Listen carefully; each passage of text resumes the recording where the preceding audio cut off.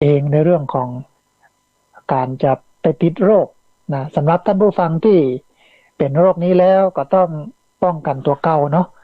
นะสวมหน้ากากอนามัยเรื่องของล้างมือด้วยเจลแอลกอฮอล์บ่ให้มันได้มาแพร่ระบาดนี่ครับหมู่เฮาทั้งหลายก็คิดว่าหวังว่าท่านผู้ฟังที่ติดตามรับฟังรายการวิทยุอยู่ก็คงจะป้องกันกันดีแต่จะเพื่อให้ท่านผู้ฟังทั้งหลายนั้นอยู่กันอย่างมีความสุขบ่ได้เบียดเบียนกับโรคนี้แล้วก็ว่างนี้นั้นบ่ค่อยได้ปะได้พบกันมากเท่าไหร่นักกันเท่าใดเพราะว่าด้วยความที่เฮาปะกันเตื้อนึงเนี่ยก็เป็นพันนะเป็นพันขึ้นทีนี้เมื่อปะกันนักมันก็จะเป็นช่องทางของการแพร่ระบาดของโรคก็มีนักวิชาการท่านผู้ฟังก็วิเคราะห์กันว่ามันจะมาระลอกที่สี่มันจะมาระลอกที่สี่ก็จะปะทุร้ายแรงนักขึ้นอันรอบแรกๆเนี่ยรอบที่หนึ่งเนี่ยก็ดูเหมือนว่าอันบุคลากรทางการแพทย์หรือแม้แต่อสมหรือระบบต่างๆที่มันมีอยู่ในสังคมไทยเนี่ยสามารถเอาอยู่แต่พอมาระลอกที่สองระลอกที่สามเนี่ยมันร้ายแรงนักขึ้นดูเหมือนว่ามันควบคุมมาได้ตอนนี้โรงพยาบาลก็อันเต็มไปด้วยผู้ป่วยบ่สามารถที่จะรับผู้ป่วยได้กับมีนโยบายในเรื่องของการไปพักรักษาตัวที่บ้านเนาะอันนี้ก็เป็นเรื่องหนึ่งที่มันเกิดขึ้นท่านผู้ฟังในท่ามกลางสถานการณ์บ้านเมืองก็ต้องอู้กันอย่างน้อยหนึ่ง เพื่อให้ท่านผู้ฟังทั้งหลายได้รับรู้ข้อมูลข่าวสารนะแล้วก็แถมอันหนึ่งก็คือไฟไหม้โรงงานอุตสาหกรรมนะที่ซอยกิ่งแก้วสมุทรปราการตอนนี้ก็รู้สึกว่าสงบระงับได้แล้วนะฮะกัดสูญเสียกันพอสมควรเนาะคนที่อยู่ในรัศมีประมาณสัก5 กิโลเนี่ยก็ต้องอพยพเพราะว่าไฟมันไหม้พวกสารเคมีแล้วควันที่มันขึ้นมันก็ดำนะถ้าฝนตกลงมาก็จะเป็นฝนพิษเป็นฝนเคมีงดใจน้ำใจอย่างต่างๆก็น่าหันใจกับพี่น้องที่อยู่ตรงนั้นนะฮะให้กำลังใจส่งกำลังใจไปตัวเพื่อให้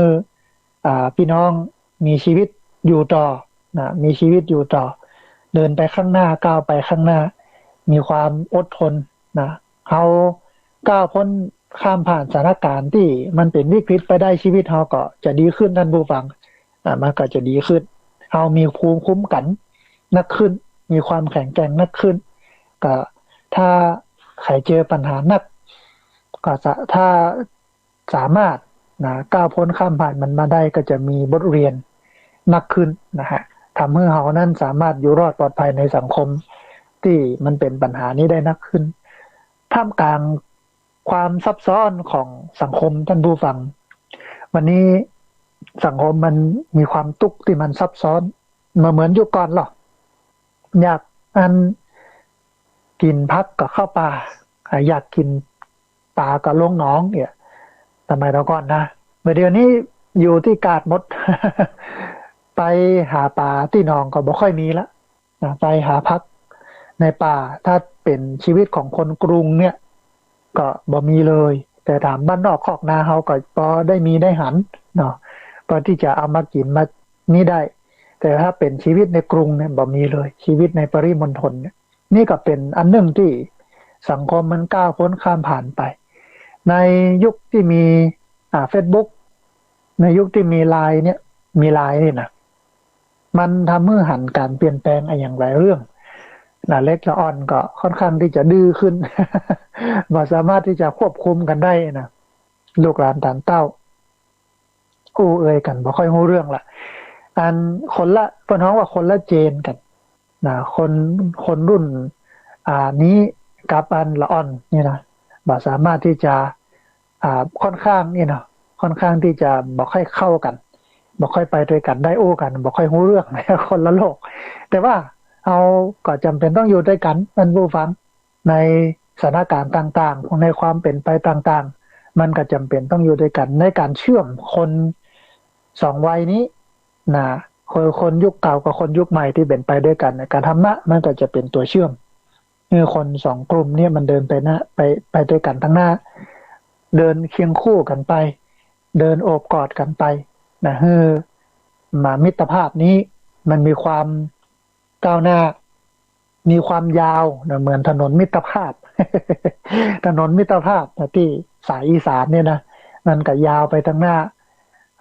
ก้าวพ้นข้ามผ่านจังหวัดต่างๆไปเอาอย่างนี้อย่างใดท่านผู้ฟังคนสองกลุ่มสองวัยนี้ไปด้วยกันก็ในเรื่องของอันความสมัครสมานสามัคคีความมากความเอื้ออาทรเกื้อกูลต่อกันอุ้ยก็ต้องแบ่งให้หลานพ่อง แบ่งขนมนมเนยแบ่งอะไรอย่างให้หลานก็ต้องดูต้องพอต้องคอยบางเรื่องบางราวก็ต้องยอมรับสารับฟัง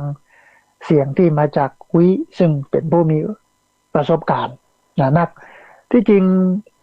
มันเป็นโอกาสท่านผู้ฟังที่อันอุ้ยกับหลานจะปรับความเข้าใจแต่ว่าเดี๋ยวนี้เนี่ยมันเป็นช่วงเว้นระยะห่างนะโซเชียลดิสเทนซิ่งบางเฮือใกล้เฮือไกลกันนะมันก็ทำให้เฮาห่างเหินกันอันนี้ก็อันหนึ่งท่านผู้ฟังที่จะทำให้สังคมนั้น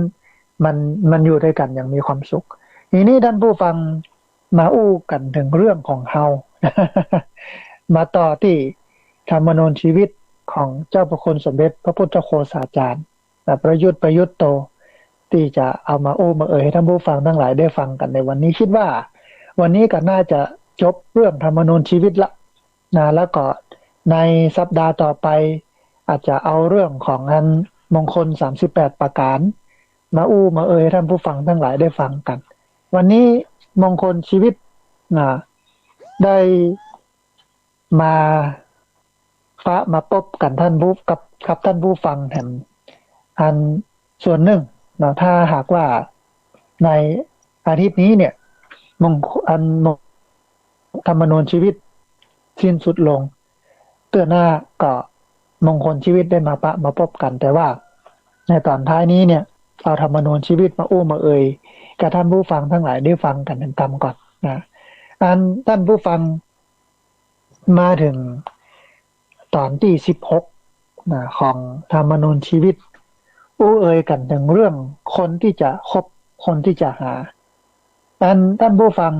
การคบคนนะมันเป็นเรื่องสำคัญนะเพราะว่าคนนี้มันจะนำไปสู่ความดีนะความงามแล้วก็โอกาสต่างหน้าถ้าคบคนบดีมันก็จะตกล่มตกจมถ้าคบคนดีมันก็จะเจริญรุ่งเรืองไปตั้งหน้าอันนี้เป็นหลักการพื้นฐานท่านผู้ฟังอย่างที่เพิ่นว่านะคบแห้งเป็นแห้งคบกาเป็นกานะการคบเปื้อนเป็นสิ่งสำคัญท่านผู้ฟังมันมีผลต่อความเจริญก้าวหน้าแล้วก็ความเสื่อมของชีวิตอย่างมากจึงควรทราบหลักธรรมที่มันเกี่ยวข้องกับเรื่องของมิตรที่เป็นข้อสำคัญไว้ในที่นี้จะอู้กันถึงเรื่องของมิตรแท้แล้วก็มิตรเทียมนะให้ท่านผู้ฟังทั้งหลายได้ฟังกันเพื่อให้เราได้แยกออกนะว่าอันไหนมิตรแท้อันไหนมิตรเทียมบางคนบางท่านเนี่ยเวลามีผลประโยชน์ก็มาลุม มาสุมมาลุมกันหมดผลประโยชน์แล้วก็แตกหนีกระเจิงกันไปอันนั้นเป็นมิตรที่เปิ้งมาได้นะมิตรที่จะคอยเอาผลประโยชน์แต่ว่าในที่นี้เนี่ยมันก็จะแยกมิตรแท้มิตรเทียมออกมาทีนี้ถ้ามาดูมิตรเทียมก่อนท่านผู้ฟังพึงรู้จักมิตรเทียมหรือว่าศัตรูผู้มาในร่างของมิตรมีอยู่ประมาณสัก4ประเภทนะประเภทแรกคนปอกลอกนะคนปอกลอกคนเอาของเปื้อนไปนะคนเอาของเปื้อนไปมาเอาอย่างเดียวบ่เคยฮื้อเลยเนาะนะฮะมีลักษณะ4ประการอย่างแรกก็คือคิดเอาแต่ได้ฝ่ายเดียวบ่คิดจะเกื้อกูลหนุนเนื่องเอื้อเฟื้อเผื่อแผ่แบ่งปันไปเลยคิดเอาแต่ได้ฝ่ายเดียวอันที่2ยอมเสียน้อยโดยหวังจะเอานักยอมเสียน้อย ถ้าจะฮื้อเนี่ยก็ฮื้อน้อยแต่หวังที่จะเอาไอ้อย่างนักกว่านั้นนะลงทุนน้อย แต่อยากได้กำไรนักขึ้นนะอันที่สามท่านผู้ฟังตัวมีภัยจึงมาช่วยทำกิจของเพื่อนเดือดร้อนห้อนใจนะมีปัญหาก็ไปช่วยเพื่อนสักหน่อยเพื่อเพื่อนจะช่วยเฮาแน่เพื่อเพื่อนจะช่วยเฮาถ้ามันบ่มีอย่างนี้มันดึงมานะถ้ามันตุกมันฮ้อนอย่างมันมาละอย่างเงี้ยนะฮะแต่มันนึงคือคบเพื่อนเพราะหันแก่ผลประโยชน์หันแก่ต่างได้ต่างมีของตัวเก่าอันนี้คือ คนปอกลอกท่านผู้ฟังคิดเอาแต่ได้ฝ่ายเดียวยอมเสียน้อยโดยหวังจะเอาหื้อนักแต่ตัวเก่านั้นมีภัยจึงมาช่วยทำกิจทำการทำงานให้เปื้อนคบเปื้อนเพราะหวังแก่ผลประโยชน์นะอันที่สองคนดีแต่อู้ท่านผู้ฟังคนดีแต่อู้มี4ประเภทแรกดีแต่ยกของมดแล้วมาอู้มาเอ่ยของที่มันมดไปแล้วของที่มันเสี่ยงไปแล้วของที่มันแบบมีเหลือแล้วเอามาอู้เนี่ยเสียดายนะถ้ามันมดจะเอามาฮื้อเนี่ย เสียดายนะถ้ามันแบบมดจะเอามาฮื้อเนาะจะเอามาอู้อย่างนะผู้ฟังเอามดไปแล้วเนาะเอาเอาเอามาได้แล้วนะ อันที่สองดีแต่อ้างของที่ยังบ่มีมาอู้มาเอ่ยของนี่มันมีบ่ได้เตื้อเดี๋ยวรอได้ก่อนนะเดี๋ยวรอมีก่อนนะเดี๋ยวรอถูกหวย เดี๋ยวรอถูกหวยเขาจะปันตังค์ให้นะอันนี้อันหนึ่งแต่มันหนึ่งคือสงเคราะห์ด้วยสิ่งที่มันบ่มีประโยชน์เอาที่มันรู้มันเสียมันบ่ดีแล้วเป็นซากเป็นเดนเอามาให้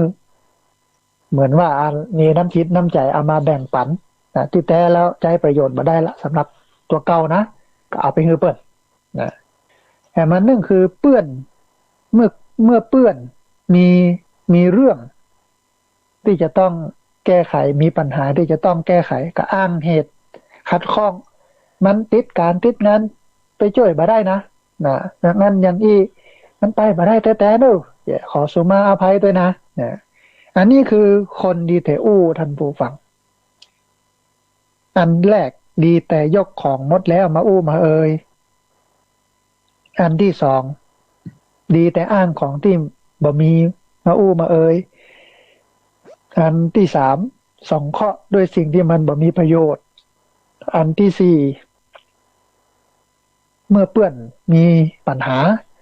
อ้างเหตุขัดข้องที่จะมาช่วยเหลือเกื้อกูลแห่งมันนึงคือคนหัวประจบท่านผู้ฟังก็มีอยู่ประมาณสัก4ประเภทอันแรกจะทำชั่วก็เอาละทำเลยโดยโลกอันที่สองจะทำดีก็โดยดีนะทำเลยมันถ้าทำได้เนี่ยมันดีแท้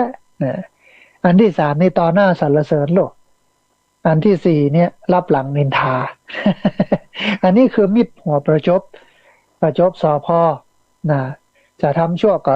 โดยจะทำดีก็โดยต่อหน้าสรรเสริญรับหลังนี่นินทาเล่าขวัญปัดมันอย่างนั้นอย่างนี้มันบ่ดีอย่างนั้นอย่างนี้หัวก่อนนะมัน อันนี้คือคนหัวประจบสุดท้ายท่านผู้ฟังคนจวนชิบหายคนจวนชิบหายมีอยู่4ประเภทเหมือนกันอันแรกคอยเป็นเปื้อนไปกินเหล้าเมายาไปกินเหล้าเมายาถ้าจะแอลจะกินจะแหวงจะเล่นไปโดยคอยเป็นเปื้อนแอลเมื่อค่ำเมื่อคืนดึกดื่นคือคืนบ่เข้าบ้านเข้าจองแอลเล่นกันคอยเป็นเปื้อนแอลดูการละเล่นเที่ยวดูการละเล่นเปิ้นมีการเล่นการหัวกันที่ไหนกับไปเล่นสุดท้ายคอยเป็นเปื้อนไปเล่นการพนันเล่นเล่นไฮโลเล่นสเปดที่มันเป็นการพนันเอาทั้งหมดกับไปเป็นเปื้อนหมดนี่คือเปื้อนจวนชิบหายท่านผู้ฟังคอยเป็นเปื้อนไปกินเหล้าเมายาคอยเป็นเปื้อนไปแอลเมื่อค่ำเมื่อคืน คอยเป็นเปื้อนแอวดูการละเล่นคอยเป็นเปื้อนไปเล่นการพนันนะอันนี้คืออ่ามิตรเทียมซึ่งก็มีอยู่4 ประเภทคนปอกลอกประเภทหนึ่งคนดีแต่อู้ประเภทหนึ่งคนหัวประจบก็ประเภทหนึ่งคนจวนชิบหายประเภทหนึ่งทีนี้มาอู้เอ่ยกันถึงเรื่องของมิตรแท้นะมันมี2 ฝั่งด้วยเมื่อมีมิตรเทียมก็มีมิตรแท้มันมี2 อย่างเสมอท่านผู้ฟังมีดีมีชั่วมีขาวมีดำมีมืดมีสว่างมีมิตรเทียมก็ต้องมีมิตรแท้อันท่านผู้ฟังมิตรแท้หรือว่ามิตรด้วยน้ำใจมันก็มีอยู่4 ประเภทเหมือนกันประเภทแรกมิตรอุปการะนะมิตรอุปการะมีอยู่4 ลักษณะนะอันแรกเวลาเปื้อนประมาทมัวเมาก็จะช่วยรักษาเปื้อนไว้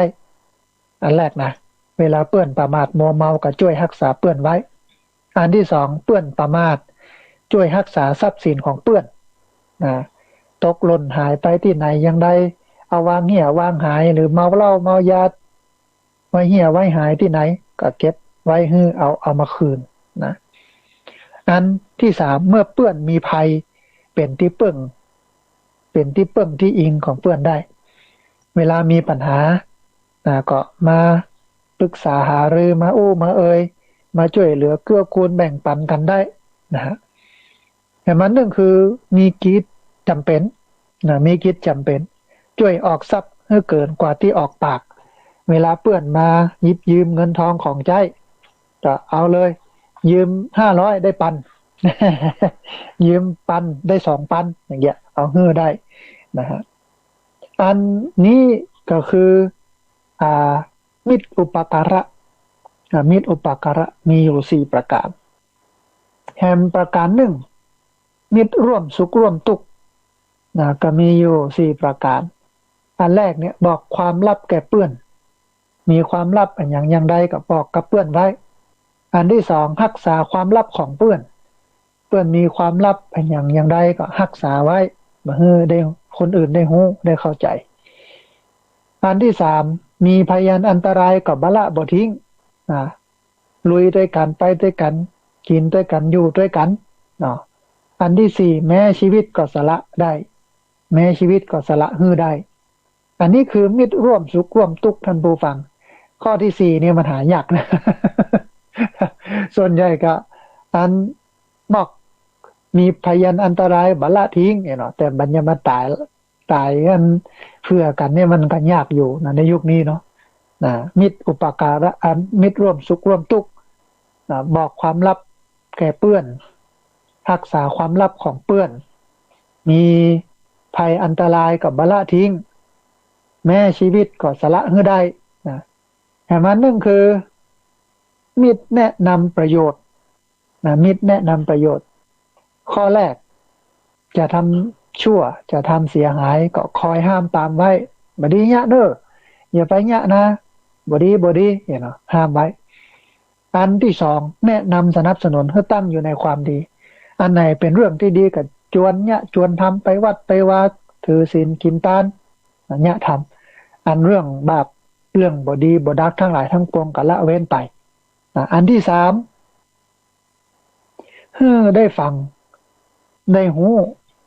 สิ่งที่บ่เคยหูเคยฟังเรื่องราวเหตุการณ์เคล็ดลับข้อมูลต่างๆที่บ่เคยหูเคยหันก็เอามาบอกมากล่าวกันเอามาแชร์กันได้หูได้เข้าใจกันอันที่สี่บอกทางสุขทางสวรรค์อันไหนเป็นเรื่องความสุขอันไหนเป็นเรื่องที่ดีอันไหนเป็นเรื่องที่งามก็มาแนะนำแบ่งปันกันเกื้อกูลกันให้ได้รู้ได้เข้าใจนี่คือมิตรแนะนำประโยชน์แห่งมันหนึ่งท่านผู้ฟังอันมิตรมีใจฮักมิตรมีใจฮักอันแรกเปื้อนมีตุกกับบ่พลอยบ่สบายอกบ่สบายใจตุกใจไปตัวบ่ม่วนใจอันที่สองเปื้อนมีสุขก็พลอยแช่มชื่นยินดีสุขตัวเวลาเปื้อนมีสุขก็มีความสุขตัวอนุโมทนาบุญตัวยินดีพอใจตัว แต่มาหนึ่งคือเวลาคนอื่นมาติติงมาตำหนิเปื้อนก็ช่วยยับยั้งแก้ไขบ่ให้ตำหนิติติงแต่มาหนึ่งคือเวลาเปื้อนสรรเสริญเปื้อนก็อู้เสริมเพิ่มเติมว่าแต่นะมันอย่างนั้นอย่างนี้นะมันดีนะนี่คือมิตรมีใจฮักนะฮะมิตรมีใจฮักนั้นแต่มาหนึ่งคือมิตรต่อมิตรท่านผู้ฟังเปิ้นมีหลักการอยู่สองส่วนนะก็คือพึงปฏิบัติต่อมิตรแล้วก็เมื่อได้รับการปฏิบัติดีปฏิบัติชอบอย่างอี้แล้วก็พึงอนุเคราะห์ตอบมีอยู่สองส่วนสองฝั่งเฮามาพอมากอยฝั่งแรกก่อนคือมิตรปฏิบัติต่อมิตรข้อแรกเพื่อแผ่แบ่งปันอย่างวิตตีนขาบมือ ก็เกื้อกูลแบ่งปันกันไปนะข้าวน้ำจำปาอย่างที่มันขาดมันเหลือก็ฮือกันไปเกื้อกูลกันไปแต่มันนึงคืออู้จามีน้ำใจนะบ่อู้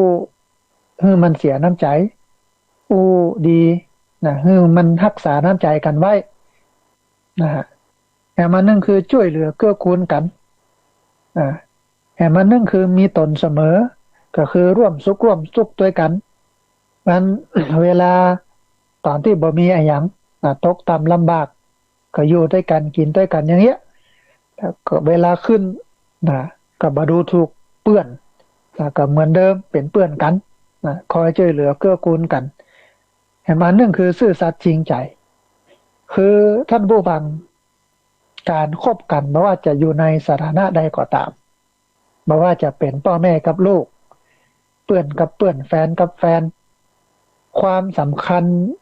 ของการคบกันในลักษณะอย่างนี้ก็คือความจริงใจความจริงใจนั้นสำคัญที่สุดสำหรับการคบกันท่านผู้ฟังความซื่อสัตย์ความจริงใจต่อกันนี่นะมันสำคัญที่สุดนะนี้ท่านผู้ฟังเมื่อเราได้รับการอนุเคราะห์จากเพื่อนที่ว่าเนี่ย5ประการที่ว่ามานี้แล้วเราก็สงเคราะห์เพื่อน5ประการเหมือนกันอันแรกเมื่อเพื่อนประมาทก็ช่วยรักษาป้องกันไว้เมื่อเพื่อนประมาทก็ช่วยรักษาทรัพย์ของเพื่อนในคราวมีภัยก็เป็นที่พึ่งได้บ่ละทิ้งในยามทุกข์ยามยากนับถือตลอดจนถึงพี่น้องวงวานญาติมิตรของเพื่อนโดยนี่คือมิตรต่อมิตรท่านผู้ฟังนี้ท่านผู้ฟังเราจบเรื่องของมิตรที่จะคบจะหากันเพราะว่าจะเป็นมิตรเทียมมีเรื่องของคนปอกลอกมีเรื่องของคนดีแต่อู้มีเรื่องของคนหัวประจบมีเรื่องของคนชวนชิบหายมิตรแท้บอกว่าจะเป็นมิตรอุปการะมิตรร่วมสุขร่วมทุกข์มิตรแนะนำประโยชน์มิตรมีใจรักแล้วก็มิตรต่อมิตรทีนี้เฮามาพอลูกจ้างกันนายจ้างพ่องท่านผู้ฟังคนที่จะมาทำกิจกรรมการงานร่วมกันทำธุรกิจร่วมกันในฐานะลูกจ้างฝ่ายหนึ่งแล้วก็ในฐานะนายจ้างฝ่ายหนึ่งก็ควรปฏิบัติต่อกันให้ถูกต้องตามหน้าที่เพื่อความสัมพันธ์อันดีต่อกันแล้วก็เพื่อให้งานได้ผลดีโดยทำตามหลักธรรมตามหลักปฏิบัติในทิศ6ข้อที่ว่าด้วยทิศเบื้องล่างดังต่อไปนี้อันแรกท่านผู้ฟังนายจ้างเนี่ยพึงบำรุงคนรับใช้แล้วก็คนงานดังต่อไปนี้ข้อแรกจัดงานให้ทำตามความเหมาะสมกับกำลังเพศวัยความสามารถนั้นอย่างที่เพิ่นว่าเนี่ยการทำงานที่จะประสบความสำเร็จเนี่ยมันจะต้องจับคนมาชนกับงานเปิ้นแต่เราจะต้องรู้ก่อนว่าคนเนี้ยมันมีลักษณะอย่างใดมันเป็นอย่างใดมีคุณสมบัติเด่นมีคุณสมบัติด้อยอย่างใดขี้ค้านกาหมั่นกาอย่างใดเมื่อเราวิเคราะห์คนได้แล้ว เขาก็จัดงานให้นะจับคนมาชนกับงานให้เปิ้นได้ทำงานในสิ่งที่เปิ้นชอบเปิ้นถนัด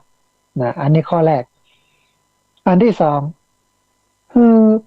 กล้าจ้างรางวัลสมควรแก่งานแล้วก็ความเป็นอยู่มันก็มีสองส่วนเนาะเงินรางวัลตอบแทนเนี่ยเงินเดือนนี่เนาะนะเขาก็พอว่าเปิ้นทำงานระดับนี้เมื่อกี้ก็ได้ประมาณนี้แล้วก็สถานการณ์สังคมวันนี้มันเป็นอย่างไรพ่องเศรษฐกิจมันเป็นอย่างไรพ่องมันฝืดเคืองมันอย่างต่างๆมันก็ต้องเพิ่มความเป็นอยู่มันดีขึ้นนะเปิ้นบ่ได้ตุกได้ยากอะไรหยังนะฮะแต่มันนึงคือจัดสวัสดิการดีมีการช่วยรักษาพยาบาลในยามเจ็บไข้มีสวัสดิการพ่อป่วยแม่ป่วยนะก็เอาไปอุปการะไปดูแลนะปล่อยหรือว่าเปิดโอกาสให้ไปพอกอยพ่อแม่อย่างนี้เป็นต้นนะแต่มันนึงคือมีไอ้อย่างที่ได้มาพิเศษไอ้อย่างที่ได้มาแปลกๆใหม่ๆก็แบ่งปันเกื้อกูลให้ได้กินให้ได้ใช้นะอันสุดท้ายให้มีเวลาหยุดแล้วก็พักผ่อนหย่อนใจตามโอกาสอันควรนะหยุดวันหยุดเสาร์อาทิตย์หยุดนักขัตฤกษ์ก็ให้เปิ้นได้พักได้ผ่อนพ่องนะนี่คือนายจ้างท่านผู้ฟังมีอยู่ประมาณสัก5ประการทีนี้เฮามาพอถึงคนจ้างนะตัวผู้จ้างคือคนรับใช้แล้วก็คนงานก็จะต้องมีน้ำจิตน้ำใจช่วยเหลือเกื้อกูลนายจ้างดังต่อไปนี้ข้อแรกเริ่มงานก่อนนะเริ่มงานก่อนทำงานเนี่ยก่อนมาเริ่มงานก่อนเวลาเข้างาน8 โมง7:50มาแล้วอย่างนี้เป็นต้นมาก่อนลูกก็เป็นลูกจ้างเมื่อมาก่อนแล้วก็ไม่ใช่ว่าจะกลับก่อนนะ เลิกทีหลังเจ้านายเลิกหลังเจ้านายนะมาก่อนเลิกหลังแหมอันหนึ่งคือเอาแหมอันหนึ่งก็คือเอาแต่ของที่นายฮื้อของที่เปิ้นฮื้อไม่ว่าจะเป็นเงินเดือนไม่ว่าจะเป็นสิ่งของที่เปิ้นบ่ฮื้อเนี่ยก็บ่เอาของที่เปิ้นบ่ฮื้อก็บ่เอานะเพราะว่ามันจะเป็นเรื่องของการลักทรัพย์มันจะเป็นเรื่องของขโมยก็เอาเฉพาะที่เปิ้นฮื้อหั่นนะแต่มันนึงคือทำงานให้เรียบร้อยแล้วก็ดียิ่งขึ้นมันเรียบร้อยดีงามดียิ่งขึ้นไปนะอันสุดท้ายนำความดีของนายจ้างแล้วก็กิจการไปเผยแพร่ให้คนตั้งนอกตั้งป้างได้ครับได้เข้าใจนะว่ามันเป็นอย่างนี้ปันดีอย่างนั้นอย่างนี้ช่วยเหลือเกื้อกูลเพื่อแผ่แบ่งปันอย่างนั้นอย่างนี้นะอันนี้คือคนงานกับนายงานนะลูกจ้างกับนายจ้างนะมีอยู่2 ส่วนนะฮะทีนี้ท่านผู้ฟังเฮาจบเรื่องของงานเปื้อนกับเปื้อนลูกจ้างกับนายจ้างเป็นที่เรียบร้อยแล้วทีนี้มาอู้ถึงเรื่องของครูบาอาจารย์หรือว่าผู้แสดงธรรมห้องนั้นในช่วงหลังเนี่ยสังคมไทยค่อนข้างที่จะมีข่าวเรื่องครูบ่อยนะเรื่องของครูที่ทำปัญหาบดีนี่นะฮะเยอะอยู่พอสมควรแต่มันก็เป็นลังคนท่านผู้ฟังมันไม่ใช่ทั้งหมดนะฮะอาชีพครูเนี่ยเป็นอาชีพที่น่าสรรเสริญเพราะว่าเป็นผู้ปลูกฝังบุตรหลานของเขาเนี่ยตั้งแต่แรกเริ่มคือเป็นคนดีมีศีลธรรมแต่ว่าข้อจำกัดของครูก็มีนักนั่นบอกว่าจะเป็นข้อจำกัดส่วนตัวมีหนี้มีสินนักนะครับจารีอันแรกเนาะอันที่สองเบิดสถานการณ์วันนี้ณปัจจุบันวันเนี้ยมันบัดเกื้อเมื่อครูได้สอนเต็มที่มีงานเอกสารมีงานหนังสือมีงานบัญชีมีโน่นนี่นั่นประชุมอบรมเนาะ จนก็มีเวลาได้สอนให้มันนั่นคือสิทธิในเรื่องของการจะไปแตะตัวนักเรียนจะไปเคี่ยนไปตีไปมันก็บ่มีแล้วก็ครูนะวันนี้ก็คือสอนเสร็จแล้วก็ปิดบ้านเลิกเรียนก็เลิกจบกันนะถึงเวลาก็มาสอนส่งกันบ้านบ่ส่งกันบ้านบ่โหบ่ส่งก็เอาศูนย์ไป ติดรอติดมสไปอย่างเงี้ยมาเหมือนครูสมัยตะก่อนนะคือบริบทสังคมสมัยตะก่อนนี่ก็บ่เหมือนเวลานี้เนาะครูสมัยตะก่อนนี่ไปโรงเรียนนี่มาโดยหาบ้านหมดนะมาโดยหาบ้านหมดนะเป็นไข้เป็นเมื่อยนี่มาพอมากอยเนอะมาดูแลใส่ใจผมเผ้าเล็บอย่างต่างๆนะตัดกาบ่ตัดกาเปิ้นดูแลทั้งหมดนี่คือครูแต่ในยุคหนึ่งนะแต่ในยุคนี้ครูบ่สามารถที่จะไปลงดีเทลก็คือลงรายละเอียดอย่างอั้นกับนักเรียนได้บ่สามารถไปเนี่ยไปทำอย่างคือมันนักกว่าการสอนได้จะไปดูทรงผมนะจะไปตัดทรงผมนั้นเนอะตัดเลยนะมันยาวล้ำไปแล้วนะยับตัดก็ยับไม่ได้ลำเดียวจะไปเชี่ยนไปตีไปบุ๊บอย่างนี้มันได้ละนะฮะนี่เป็นเรื่องความเปลี่ยนแปลงของสังคมเนาะความเปลี่ยนแปลงของสังคมแล้วอันตะก้อนเนี่ยก็กลัวครูนะเดี๋ยวนี้บ่เอาแล้วบ่กลัวแล้วนะครูแจกการนักการบ้านนักกระจม โอ้ยังนักมารับเหลือแล้วครู5เนี่ยนะเอาไปทางนี้ละนะฮะลายนี้ละมันเป็นอย่างนั้นแล้วนะเดี๋ยวนี้นะสมัยตะก่อนนี่ครูจะการบ้านมาบอกใดมาอย่างใดกับมาเนี่ยมาทำน่าใส่ใจกันนะสังคมมันเปลี่ยนท่านผู้ฟังสังคมมันเปลี่ยนนะมันมีกับมันก็เป็นความเป็นของว่าวิวัฒนาการมันมีความเปลี่ยนแปลงตามยุคตามสมัยตามความเปลี่ยนไปของสังคมโลกนะฮะทีนี้เฮาก็มาพอมากอยถึงครูที่มันเป็นแบบอย่างนะงานเปิ้นอู้เอ่ยกันบอกว่าผู้ทำหน้าที่สอนให้การศึกษาแก่คนอื่นโดยเฉพาะครูอาจารย์ก็จะต้องประกอบไปด้วยคุณสมบัตินะประพฤติตามหลักการดังต่อไปนี้ท่านผู้ฟังอันนี้เป็นตัวครูนะอันแรกเป็นกัลยาณมิตรก็คือประกอบด้วยองค์คุณของกัลยาณมิตรหรือว่ากัลยาณธรรมนะกัลยาณมิตรธรรม7ประการซึ่งเป็นคุณสมบัติของครูอันแรกนะ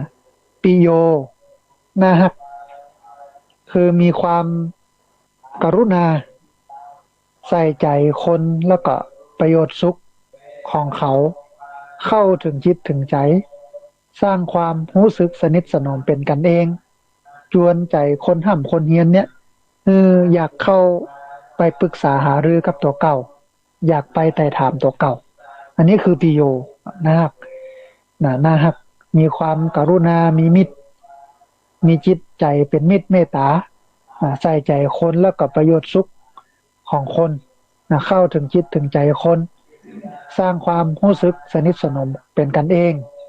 จวนให้คนห้ำคนเฮียนนักเรียนเนี่ยเข้ามาปรึกษาหารือเข้ามาอู้เอ่ยอันนี้คือข้อแรกในกัลยาณมิตรธรรมข้อที่2คือเคารพน่าเคารพคือเป็นคนนักแน่นคือเป็นหลักการสำคัญแล้วก็มีความประพฤติสมควรแก่ฐานะทำให้เกิดความรู้สึกอบอุ่น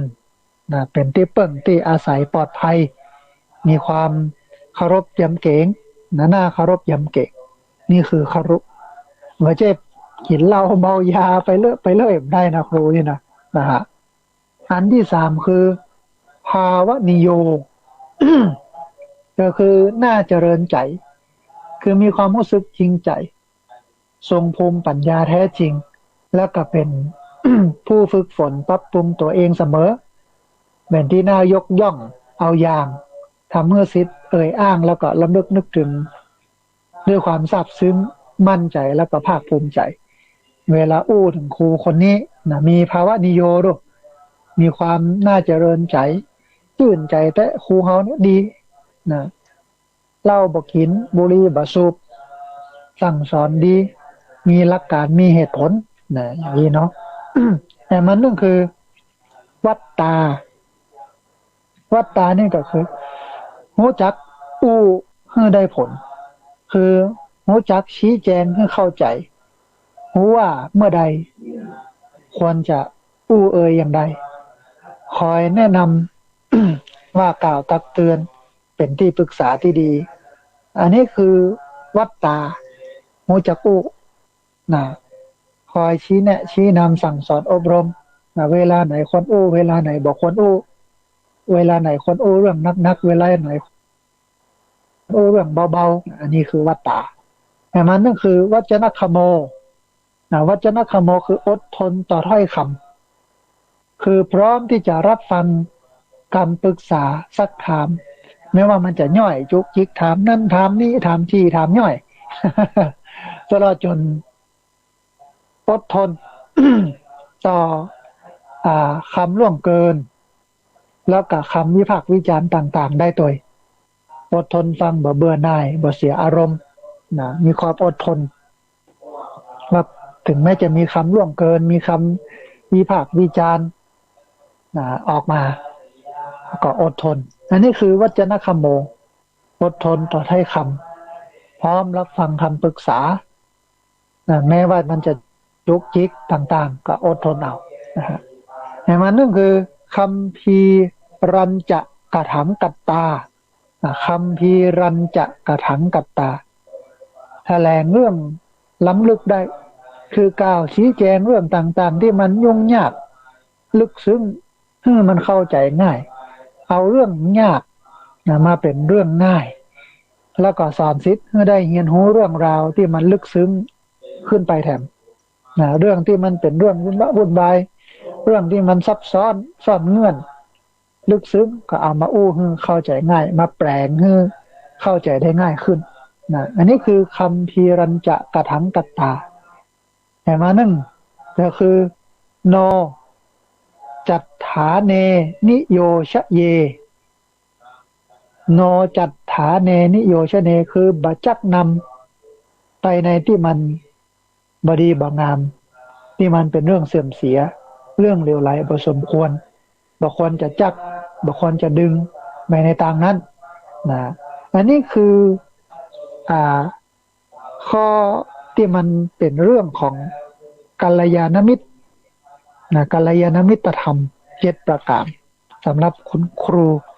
ผู้เป็นคนสอนคน จะต้องมีสิ่งนี้นะฮะแถมอันหนึ่งคือ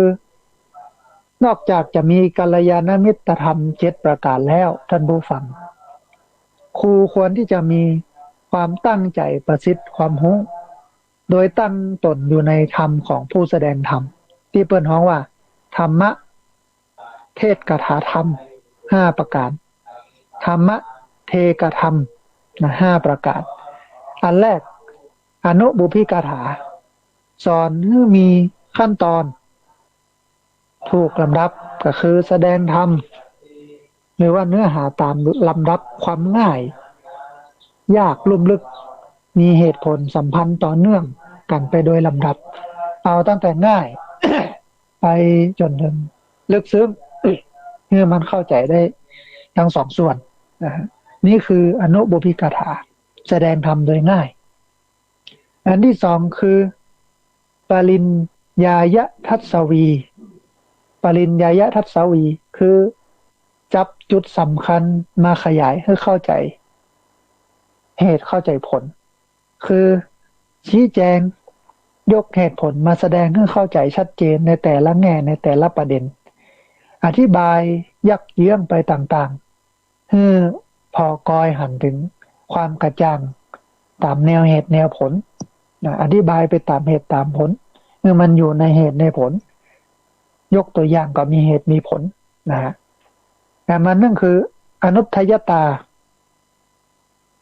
ตั้งจิตเมตตาสอนด้วยความปรารถนาดีคือสอนเข้าใจด้วยจิตเมตตา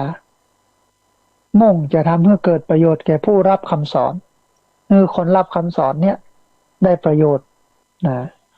ได้ประโยชน์อันนี้คืออนุทยตานะแต่มันนั่นคืออนามิสันดรอนามิสันดรบ่มีจิตเพ่งเล็งมุ่งหันแก่อามิตรสินจ้างเงินทองคือสอนบ่ใจมุ่งที่จะได้ลาภสักการะเงินทองสินจ้างหรือว่าผลประโยชน์ตอบแทนนะเอาเรื่องที่ละอ่อนเนี่ยได้ประโยชน์นักที่สุดบ่ได้ไปมองถึงเงินเดือนนะถึงเงินเดือนบางคนเนี่ยมีความสุข30 วันเนี่ย1 เดือนเนี่ยมีความสุขวันเดียวก็คือวันเดือนเงินเดือนออก ระหว่างทำงานนี่กับตุกนะตุกอกตุกใจเหนื่อยอกเหนื่อยใจแต่มีความสุขวันเดียวคือวันเงินเดือนออกอันนี้ก็ล้ำหายไปท่านผู้ฟังเนาะเราจะต้องเอาความสุขมาไว้ทุกวันย้ายความสุขมาไว้ทุกวันมีความสุขกับการกระทำมีความสุขกับการทำงานมีความสำราญกับการสร้างสรรค์มันถึงจะเป็นความสุขที่แท้ส่วนผลประโยชน์ตอบแทนเงินทองเงินเดือนเนี่ยมันก็ตึงจะได้อยู่แล้วมันมาตัวหั่นอ่ะมันต้องไปคำนึงถึงอย่างมันก็นึกถึงเรื่องของการสอนอย่างเงี้ยก็มีความสุขดีก็มีความสุขดีแต่มันนึงคืออนุปหัตถ์นี่ก็คือวางจิตตรงบ่กระทบตัวเก่าแล้วกับผู้อื่นคือสอนตามหลักเนื้อหามุ่งแสดงอัตแสดงธรรมบ่ยกตนบ่เสียดสีบ่ข่มเหงบ่ข่มขู่คนอื่นเอาให้มันได้ตามเรื่องตามราวเหตุการณ์ที่มันเป็นไปตามเนื้อหาสาระของเรื่องนั้นแบบเอาตัวเก่านี่มายกขึ้นหรือว่าไปกระทบกับเทียบกับคนอื่นอันนี้ก็คือตั้งใจประสิทธิ์ความรู้โดยเอาหลักธรรมก็คือธรรมเทศนากถาธรรม5 ประการมาจับทีนี้มีลีลาครูครบทั้ง4ท่านผู้ฟัง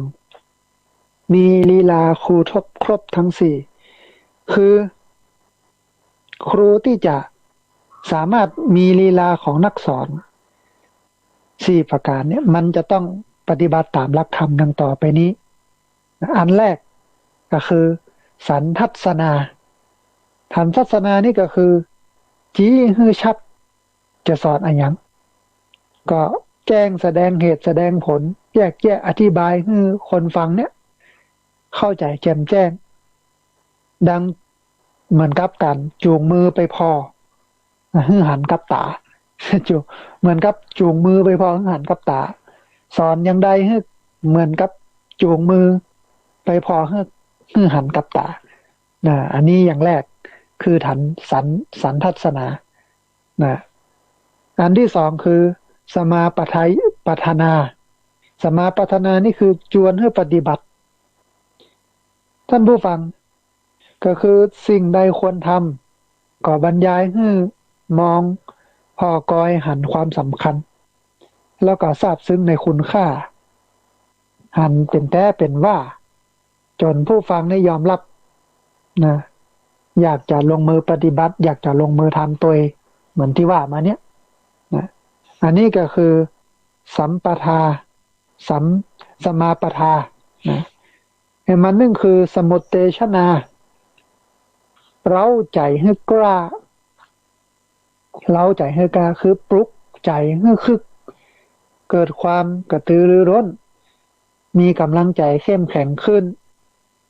มั่นใจที่จะทำให้มันสำเร็จ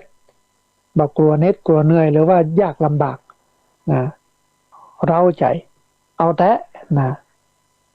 มันนั่นคือสัมปหังสนาปลุกใจให้มันร่าเริงคือทำบรรยากาศให้มันสนุกสดชื่นแจ่มใสเบิกบานใจให้คนฟังแช่มชื่นมีความหวังพอกอยผลดีแล้วก็ตังสำเร็จจำง่ายๆว่าสอนให้แจ่มแจ้งจูงใจแก้วกล้าร่าเริงอันนี้คือลีลา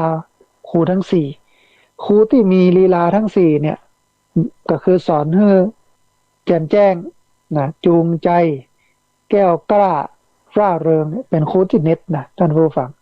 เป็นครูที่เน็ต อันนี้คือลีลาการสอนลูกถ้ามีลีลาการสอนอย่างเงี้ยก็คือแจ่มแจ้งจูงใจแก้วกล้าร่าเริงเนี่ยรับรองในการสอนนี่มีประสิทธิภาพสูงแน่นอนนะนักเรียนตื่นตาตื่นใจเข้าใจมีเหตุมีผลนะอันมันหนึ่งคือมีหลักตรวจสอบสามมีหลักตรวจสอบสามเมื่ออู้อย่างรวบรัดที่สุดท่านผู้ฟังครูอาจตรวจสอบตัวเก่าด้วยลักษณะการสอนของบรมครูสามประการนะอันแรกสอนด้วยความหูจริงทำได้จึงสอนเขานะตัวเก่านี่หูแต้ทำได้แต้จึงสอนถ้าหูแต้ทำไม่ได้แต้เนี่ยบ่สอนนะแต่มันนั่นคือสอนอย่างมีเหตุผลให้เขาพิจารณาเข้าใจแจ้งด้วยปัญญาของเขาเองนะมีเหตุมีผลไปคิดพิจารณาเอาเองที่จริงการสอนแบบนี้เนี่ยนิยมกันในพระพุทธศาสนานิกายเซนพุทธศาสนานิกายเซนนะก็อยู่ในประเทศญี่ปุ่นไต้หวันเกาหลีจีนเป็นต้นเวียดนามเป็นต้นอย่างที่หันได้ชัดก็คือการ์ตูนแนนน้อยอิคิวซังเนี่ยคือพุทธศาสนานิกายเซนสอนมีเหตุมีผลให้เขาพิจารณาแจ้งด้วยปัญญาตัวเก่าเองในการ์ตูนเนนน้อยเจ้าปัญญาเพื่อนบอกว่าปุจฉาวิสัชนาเห็นหรอคือถามตอบกันให้เปิ้นได้เข้าใจเมื่อเปิ้นเข้าใจนี่จะเกิดซาโตริก็คือการตรัสรู้โดยฉับพลันโดยเฉียบพลันขึ้นมาก็เป็นการบรรลุธรรมโดยการตอบคำถามโดยการถามคำถามให้เปิ้นได้คบคิดพิจารณาด้วยตัวเก่าเองอันนี้ก็อยู่ในข้อนี้คือสอนยังมีเหตุผลให้เขาพิจารณาเข้าใจแจ่มแจ้งด้วยปัญญาของตัวเก่าด้วยตัวเองอันหนึ่งท่านผู้ฟังสอนให้ได้ผลจริงสำเร็จความมุ่งหมายของเรื่องที่สอนนั้นๆเช่นให้เข้าใจได้จริงหันความจริงทำได้จริงนำไปปฏิบัติได้ผลจริงนี่คือมีหลักตรวจสอบ3อย่างเวลาสอนเราก็ต้องมาตรวจสอบหลักการอย่างนี้นะอันหนึ่งท่านผู้ฟังทำหน้าที่ครูทำหน้าที่ครูมีในทิศ6ที่อู้ถึงเรื่องครูกับลูกศิษย์ก็คือครูเนี่ยมันมีหลักปฏิบัติ5ประการที่จะพึงปฏิบัตินะอย่างแรกแนะนำฝึกอบรมเพื่อเขาเป็นคนดีอย่างน้อยเนี่ยเป็นคนดีมีศีลธรรมจะเก่งบ่เก่งบ่ดีไปก่อนเป็นคนดีไปก่อนอันที่2สอนให้เขาใจเข้าใจแจ่มแจ้งเรียนรู้เข้าใจแจ่มแจ้งอันที่4เนี่ยสอนศิลปะวิทยาโดยสิ้นเชิงสอนให้มันจบตัดนี้บ่ต้องตักเอาไว้ชา กวดวิชาอันถ้าจบนี้แล้วบ่เข้าใจไปเรียนกวดวิชาเด้ออย่างเงี้ยที่โรงเรียนนี่นะครูเนี่ยเป็นคนดูแลอยู่มันบ่ได้อย่างนั้นเนี่ยอย่างนั้นบ่ได้ต้องสอนให้มันเข้าใจแจ่มแจ้งตัดนี้มันจบตัดนั้นนะแต่มันก็คือส่งเสริมยกย่องความดีความงามให้มันปรากฏนะให้มันปรากฏอันที่5สร้างเครื่องคุ้มภัยก็คือสอนฝึกศิษย์ให้ใช้วิชาเลี้ยงชีพได้จริงแล้วก็รู้จักดำรงตัวเก่าด้วยดีที่จะเป็นประกันให้กับการดำเนินชีวิตให้มันดีมันงามนะอันนี้คือหน้าที่ของครูต่อศิษย์นะทีนี้ท่านผู้ฟังเมื่อมีผู้สอนก็ต้องมีคนห้ำคนเรียนนะอันคนผู้เล่าเรียนศึกษาจะเป็นนักเรียนจะเป็นนักศึกษาหรือว่านักค้นคว้าก็ตาม นอกจากจะปฏิบัติตามหลักธรรมสำหรับคนที่จะประสบความสำเร็จก็คือจักสี่แล้วก็อิทธิบาทสี่แล้วก็ยังมีหลักการที่ควรรู้แล้วก็หลักธรรมที่ควรประพฤติปฏิบัติแทนดังต่อไปนี้นะอันแรกท่านผู้ฟังคือรู้จักบุพภาพของการศึกษาคือรู้จักองค์ประกอบที่จะเป็นปัจจัยแห่งความสำเร็จของสัมมาทิฏฐินะมีอยู่2ประการสัมมาทิฏฐิจะเกิดขึ้นได้เนี่ยต้องมีหลัก2ประการนี้อันแรกองค์ประกอบภายนอกที่ดีได้แก่กัลยาณมิตรก็หมายถึงรู้จักหาผู้แนะนำสั่งสอนที่ปรึกษาไม่ว่าจะเป็นเปื้อนเป็นหนังสือตลอดจนถึงสิ่งแวดล้อมทางสังคมโดยทั่วไปที่ดีที่มันเกื้อกูลให้มันชักจูงหรือว่ากระตุ้นให้เกิดปัญญาได้ด้วยการไปฟังการไปปรึกษาการซักถามการอ่านการค้นคว้าตลอดจนการรู้จักเลือกใช้สื่อเทคโนโลยีต่างๆนี่คือกัลยาณมิตรคบมิตรดีนะกัลยาณมิตรเนี่ยพอน้องว่าเป็นโยนิโสมเป็นนั่นกัลยาณมิตรเนี่ยเป็นปรโตโคสะเป็นปัจจัยภายนอกที่จะตามให้เกิดโยนิโสมนสิการคือเป็นคนที่ให้ข้อมูลเพื่อที่จะเอามาคบคิดให้เกิดโยนิโสมนสิการถ้า ปัจจัยภายนอกคือปรโตโคสะไม่ใช่กัลยาณมิตรข้อมูลก็เป็นข้อมูลที่มันผิดมันบ่ดีโยนิโสมนสิการนี่ก็จะสามารถเกิดขึ้นได้นะอันนี้คือข้อแรกอันที่สอง องค์ประกอบภายในที่ดีก็คือโยนิโสมนสิการก็หมายถึงการใช้ความคิดถูกวิธีรู้จักคิดหรือว่าคิดเป็นคือมองสิ่งทั้งหลายด้วยความคิดพิจารณาสืบสวนสาวหาสาเหตุแยกแยะสิ่งนั้นๆหรือว่าปัญหานั้นๆออกคือมันหันตามสภาวะแล้วก็ตามความสัมพันธ์แห่งเหตุปัจจัยจนเข้าถึงความจริงแล้วก็แก้ปัญหาหรือว่าทำประโยชน์ได้นะให้มันเป็นประโยชน์นะให้มันได้ดีนะฮะอันนี้ก็เป็นนั้นโยนิโสมนสิการจะไปฝึก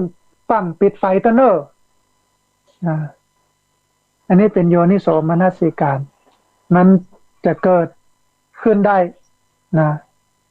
ด้วยเหตุปัจจัย2อย่างนี้นะท่านผู้ฟังเราฟังเรื่องนี้ก็ทำให้เกิดเติงหาเรื่องของการศึกษาแบบมีเหตุผลนะ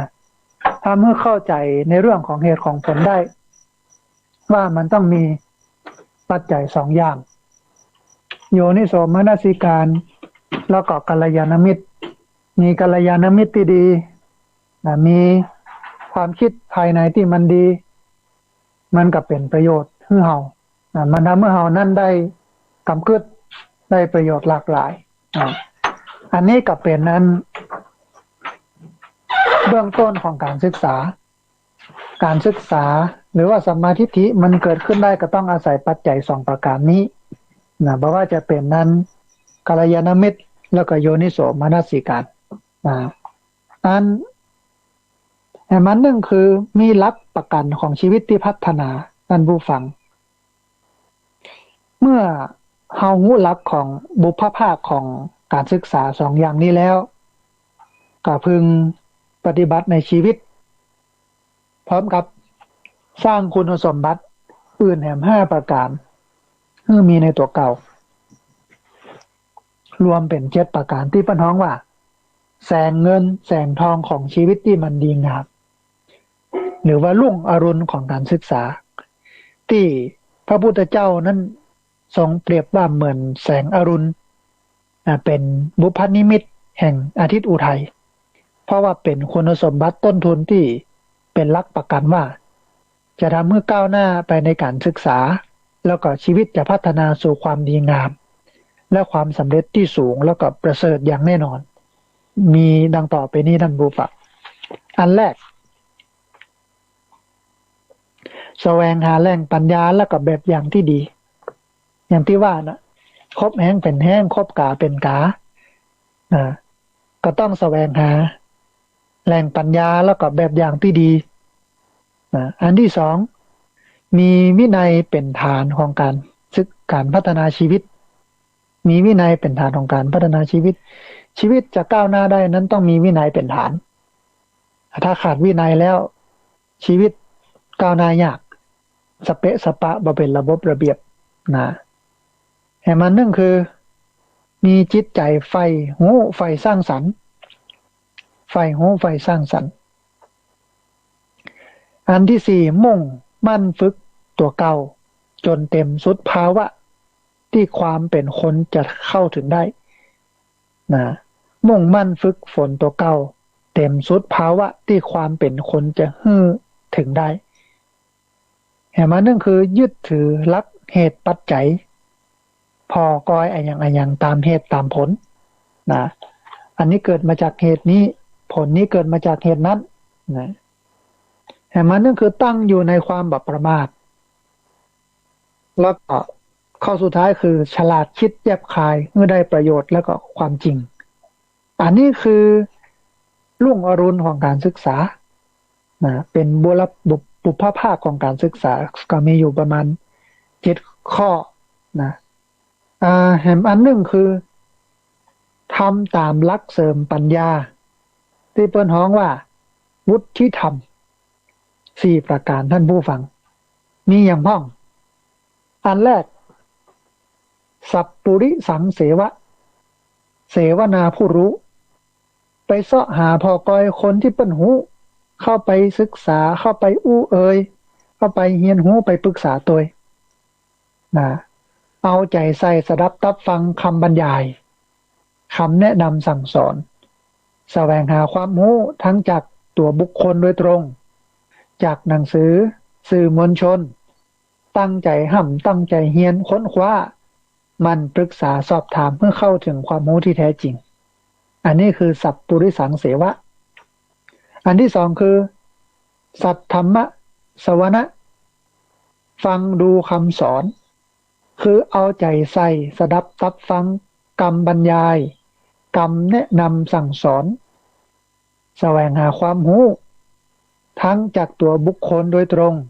และก็จากหนังสือหรือว่าสื่อมวลชนตั้งใจตั้งใจเฮียนค้นคว้ามันปรึกษาสอบถามเพื่อเข้าถึงความรู้ที่แท้จริงนะอันนี้คือสัทธรรมะสวนะแต่มันนั่นคือโยนิโสมนสิการท่านผู้ฟังคือคิดให้แยบคายคือหูหันได้อ่านได้ฟังสิ่งใดก็หูจักคิดพิจารณาด้วยตัวเก่าโดยแยกแยะฮือหันสภาวะแล้วก็สืบสาวฮือหันเหตุผลว่าอันนี้คืออันหยังเกิดขึ้นได้อย่างใดเนี่ยอย่างถึงเป็นอย่างนั้นจะเกิดผลอันหยังต่อไป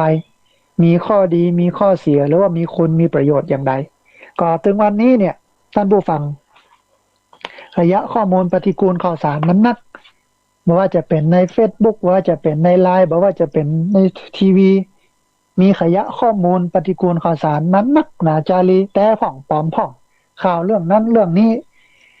ในบอกว่าของแท้ของปลอมกับเกิดไปเป็นไปถ้าเราบ่มีโยนิโสมนสิการคิดพิจารณาโดยแยบคายเนี่ยเราก็บ่สามารถที่จะแยกแยะอันไหนดีบ่ดีได้กเสพบริโภคดีพ่องบ่ดีพ่องบ่ส่วนใหญ่ก็บ่ดี เข้าไปในสมองของเขานั่นนักสุดท้ายเขาก็กลายเป็นคนที่อยู่กับของปลอมไม่ได้อยู่กับของแท้อันนี้น่าเป็นห่วงนะท่านผู้ฟังนะติ้งขึ้นมาแต่งขึ้นมาเอามาพออันนี้แต้กันนี่เป็นเรื่องนี้เนี่ยอันนั้นนี่แต้กันนี่นะก็ต้องคิดพิจารณาเนาะเมื่อมันแยบขายถ้ามาอันนี้เขาจะตกอยู่ในภาวะ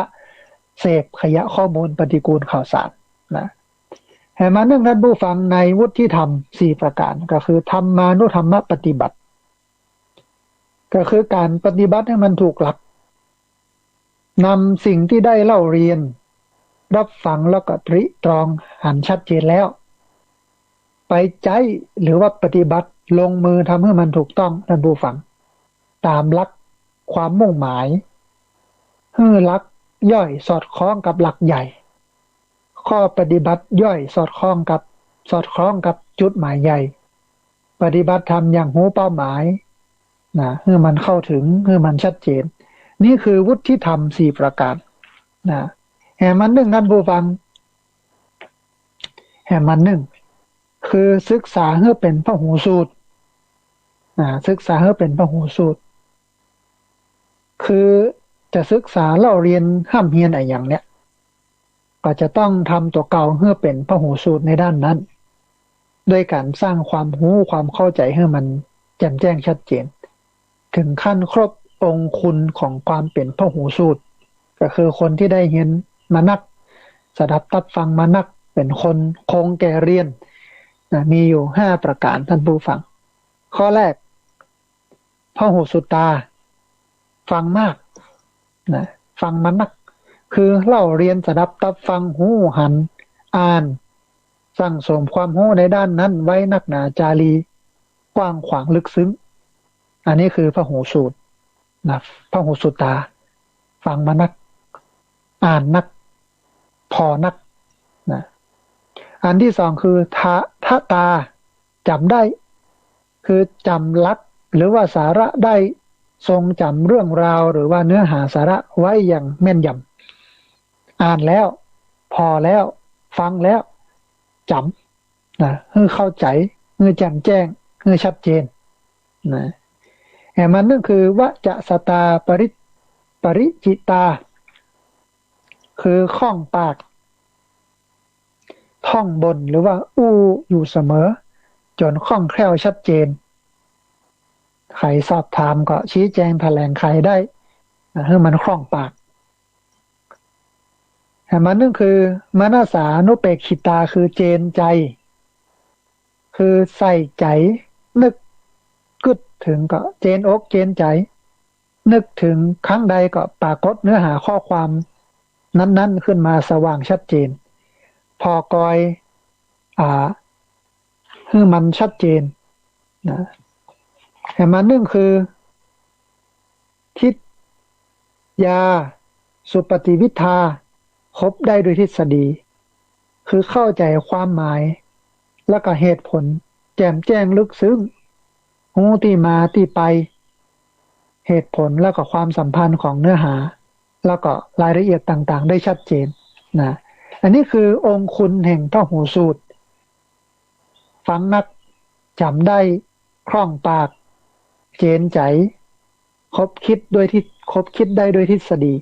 นะนี่เป็นองค์คุณแห่งพหูสูตรท้ายที่สุดสำหรับคนห้ำคนเฮียนก็คือเคารพผู้จุดประทีปแห่งปัญญาในด้านความสัมพันธ์ท่านผู้ฟังครูอาจารย์เขาจะต้องแสดงความเคารพนับถือตามหลักธรรมในเรื่องของทิฏฐกว่าด้วยเรื่องดังต่อไปนี้ข้อแรกลุกขึ้นต้อนรับแสดงความเคารพเวลาเปิ้นเตียวมาเขานั่งอยู่เขาก็ลุกขึ้นต้อนรับอันที่สองเข้าไปหาเพื่อปรับปรุงรับใจปรึกษาซักถามรับคำแนะนำนะกับเปิ้นแห่งมันนึงคือฟังด้วยดีตั้งใจฟังเป็นรู้จักฟังให้มันเกิดปัญญาแห่งมันนึงคืออุปถัมภ์อุปถากช่วยบริการเปิ้นฮ้องว่าปรนนิบัติอย่างสมัยตะก่อนโลกคนจะไปเรียนวิทยายุทธก็จะต้องไปอุปถัมภ์บำรุงครูบาอาจารย์แล้วเด็กวัดนี่เนาะจะไปห้ามเรียนเอาวิชาจะต้องไปล้างถ้วยล้างจานไปบีบไปนวดนั่นชงน้ำชาก็โลกสมัยตะก่อนนะ อุปถัมภ์อุปถากบำรุงครูบาอาจารย์จนเปิ้นพอใจแล้วเปิ้นก็สั่งสอนแนะนำแต่ว่ายุคนี้สมัยนี้ก็อาจจะบ่ต้องถึงขั้นนั้นเวลาเปิ้นมีกิจอย่างให้ช่วยให้เหลือเกื้อกูลเฮาก็ไปช่วยเปิ้นอันมันนั่นคือเรียนศิลปะวิทยาโดยเคารพเอาจริงเอาจังถือเป็นหลักสำคัญนะตั้งใจห้ำตั้งใจเฮียนอันนี้คือคนเฮียนท่านผู้ฟังคนเฮียนนะเฮา จบส่วนในเรื่องของคนสอนก็คือครูแล้วก็คนเรียนก็คือนักเรียนเป็นที่เรียบร้อยแล้วนะฮะวันนี้เนี่ยมีเรื่องอู้นะอย่างน้อย3เรื่องก็คือคนที่จะคบหาก็คือมิตรแท้มิตรเทียมเปื้อนกับเปื้อนแล้วก็อู้เอ่ยกันถึงเรื่องของคนงานกับนายงานก็คือลูกจ้างกับนายจ้างเป็นเรื่องที่สองเรื่องที่3เนี่ยก็คือครูอาจารย์กับลูกศิษย์ลูกศิษย์กับครูอาจารย์เป็นที่เรียบร้อยแล้วท่านผู้ฟังพอกอยเวลาพอที่จะมีเหลืออยู่เอามาอู้เรื่องอ่าท้ายสุดท้ายสำหรับอันธรรมนูญชีวิตของเจ้าพระคุณสมเด็จพระพุทธโฆษาจารย์ประยุทธ์โตกันอู้เอ่ยกันถึงเรื่องสุดท้ายก็คือคนใกล้ชิดศาสนาอุบาสกอุบาสิกาท่านผู้ฟังพุทธศาสนิกชนเนี่ยมีหลักปฏิบัติที่แสดงความสัมพันธ์ระหว่างตัวเก่ากับพระพุทธศาสนาอยู่มีอย่างห้องข้อแรกก็คือเกื้อกูลพระข้อที่2คือกระทำบุญข้อที่3คุณพระศาสนาเกื้อกูลพระกระทำบุญคุณพระศาสนาแล้วก็มันพิจารณาตัวเก่าเกื้อกูลพระกระทำบุญคุณพระศาสนาแล้วก็มันพิจารณาตัวเก่าเขามาพอเนื้อหามันว่ามีอย่างกันบ้องเนี่ยเนาะซึ่งบทนี้เนี่ยจะเป็นบทสุดท้ายของธรรมนูญชีวิตในติดหน้าเราจะปะกันกับเรื่องของมงคล38ประการ วันนี้เอาเรื่องนี้ให้จบนะฮะอันเกื้อกูลพระเนี่ยอย่างไรท่านผู้ฟังอย่างแรกจะทำสิ่งใดกับพระกับเจ้าก็ทำด้วยความเมตตาเนี่ยด้วยความเมตตาอันที่สองคือจะอู้สิ่งใดกับพระกับเจ้าก็อู้ด้วยความเมตตาอันที่สามคือจะกึศสิ่งใดกับพระกับเจ้าก็กึศด้วยความเมตตาอู้ทำคิดด้วยความเมตตาอันที่สี่คือต้อนรับด้วยความเต็มใจเวลาเปิ่นมาบ้านมาจองผ่านมากายไปก็ต้อนรับด้วยความเต็มอกเต็มใจอันที่ห้าคืออุปถัมภ์บำรุงด้วยปัจจัยสี่อาหารเครื่องนุ่งห่มที่อยู่อาศัยยารักษาโรคอันนี้คือเกื้อกูลพระจะต้องเกื้อกูลเปิ้นเพราะว่าพระเนี่ยอาศัยชาวบ้านอาศัยกันกินอาศัยกันอยู่จากชาวบ้านทั้งหมดชาวบ้านเป็นคนตาลชาวบ้านเป็นคนฮื้อข้าวน้ำจำปาอย่างต่างๆก็อยู่ที่ชาวบ้านทั้งหมดนะฮะเราก็จะต้องเกื้อกูลพระเพราะว่าพระเนี่ยจะได้มีเวลาเอาเวลาที่ว่างอยู่เนี่ยมาศึกษาธรรมะมาปฏิบัติธรรมะมาเผยแผ่ธรรมะมีหน้าที่3อย่างศึกษาธรรมะปฏิบัติธรรมะเผยแผ่ธรรมะเราจะต้องเกื้อกูลพระเนาะ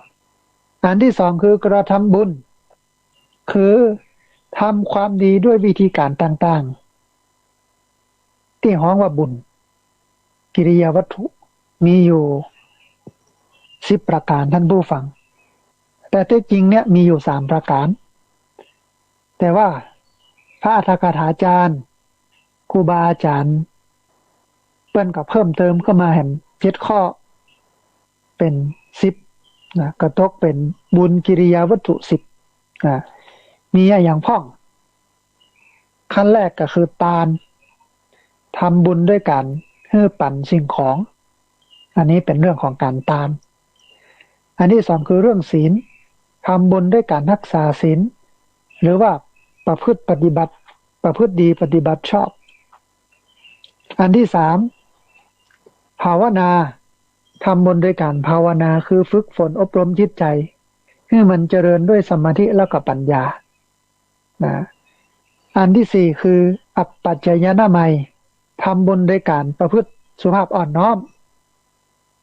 อ่อนโยน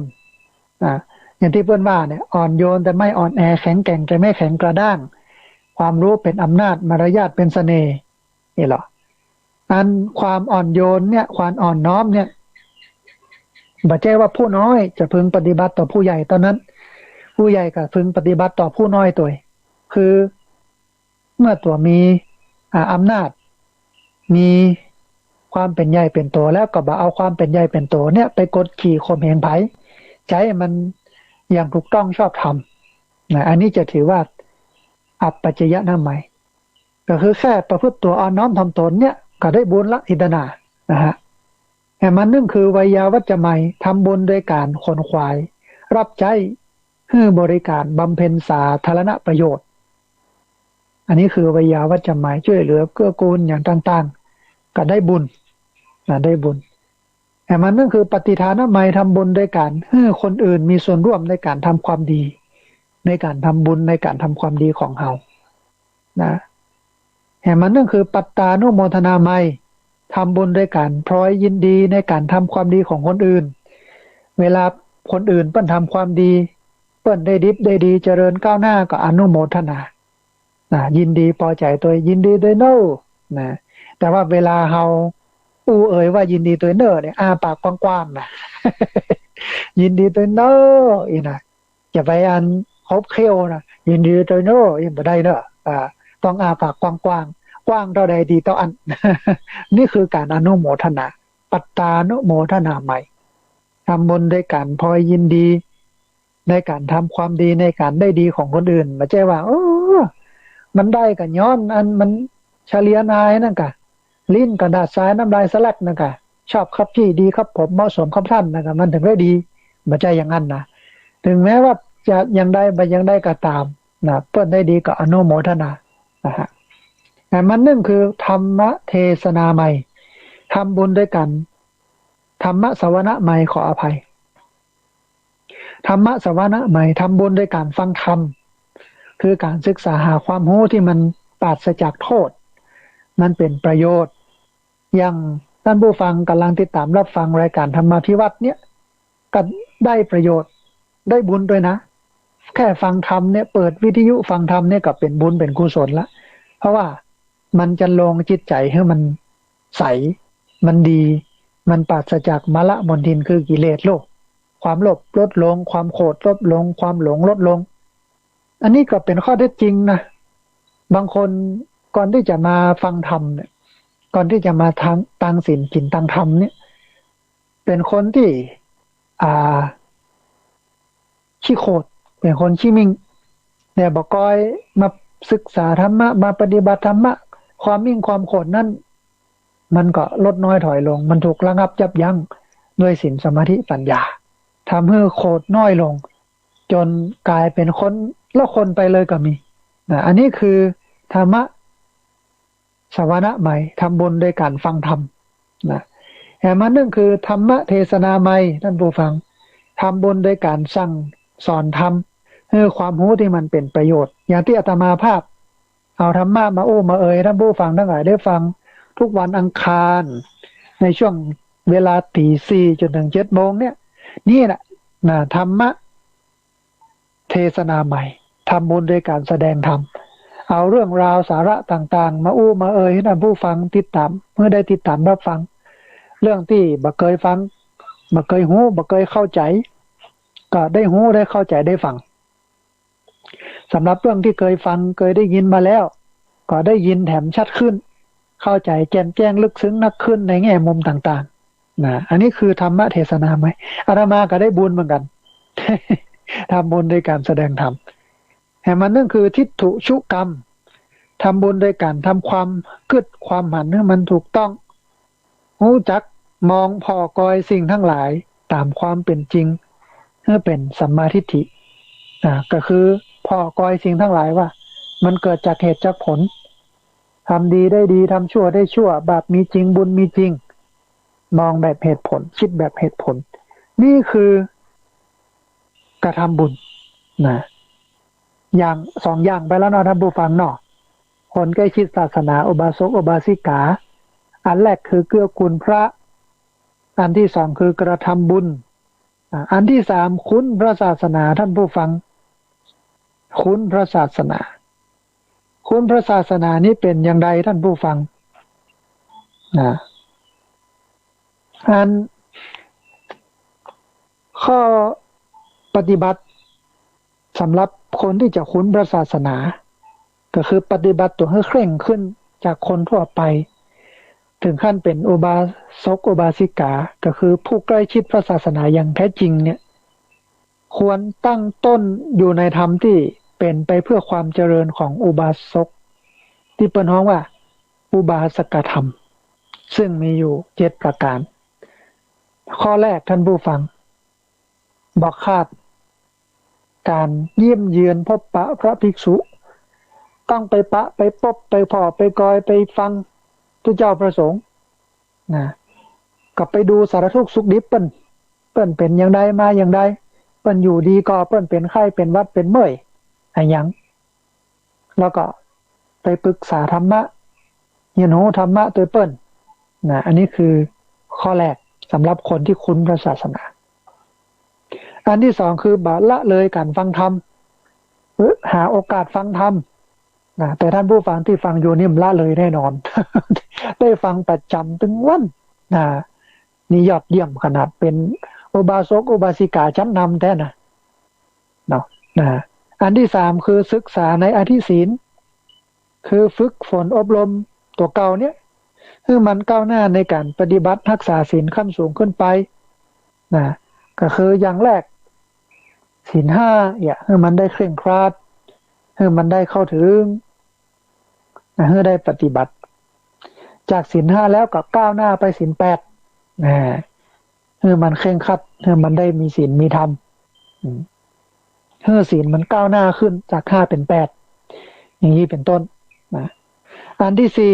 4พรั่งพร้อมด้วยความเลื่อมใสในพระภิกษุทั้งหลายทั้งที่เป็นพระเถระนวกะแล้วก็พระปานกลางที่เป็นฮ้องว่าพระมัชชิมะอันตามพระวินัยเนี่ยภิกษุบวชใหม่จนถึงยังบ่ครบ5พรรษาเนี่ยเป็นฮ้องว่านวกะนวกะถ้าพระสงฆ์ภิกษุสงฆ์องค์สังฆเจ้า5พรรษาขึ้นไปแต่ยังบ่เต็ม10พรรษาเป็นฮ้องว่ามัชชิมะถ้าครบ10พรรษาแล้วไปถึงขึ้นไปปนเป็น5-60พรรษาปนฮ้องว่าพระเถระก็เลื่อมใสหมดเลื่อมใสหมดบ่ว่าจะเป็นพระนวกะพระมัชชิมะพระเถระบ่จะเลือกเอากับตนเฒ่าตนแก่นับถือเลื่อมใสศรัทธาตามสภาวะความเป็นไปความเป็นอยู่มันได้เข้าถึงอัน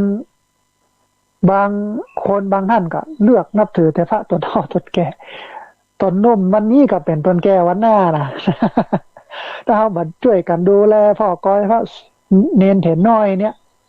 ทหารภิกษุภิกษุพ่อหนุ่มอยู่เนี่ยเมื่อไหร่จะไปมีพระเถระอันครูบาอาจารย์อย่างใดท่านผู้ฟังก็ต้องพ่อมากอยตั้งแต่นวกะ